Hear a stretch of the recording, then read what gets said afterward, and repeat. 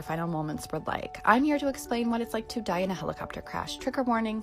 Just about everyone on board the Sikorsky S-76B died on impact, meaning their brains did not have time to process the pain. Additionally, it's doubtful that they saw it coming. The crash was due to low visibility. The copter was flying low and it hit a hillside and caught fire.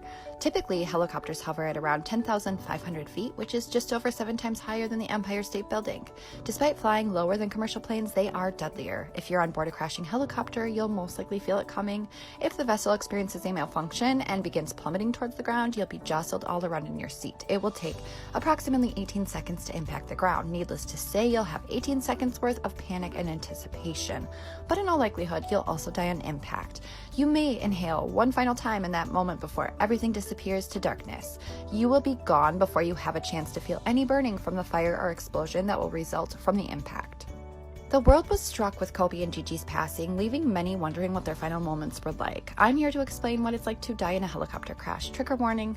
Just about everyone on board the Sikorsky S-76B died on impact, meaning their brains did not have time to process the pain. Additionally, it's doubtful that they saw it coming. There's a hole in the back of his head. You can literally look through his skull.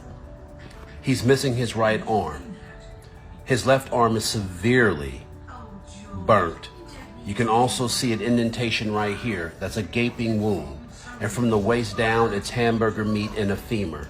Depending on how bad the body's burnt, you're probably looking at shredded thigh meat and artery and bone.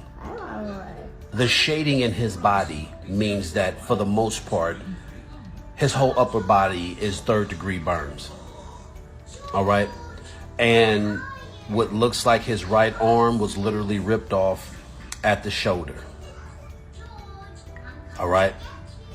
Oh, and a combination of this visual, if you were to walk up and see that, not only would your brain absorb that image, but you would smell barbecue mixed with diesel.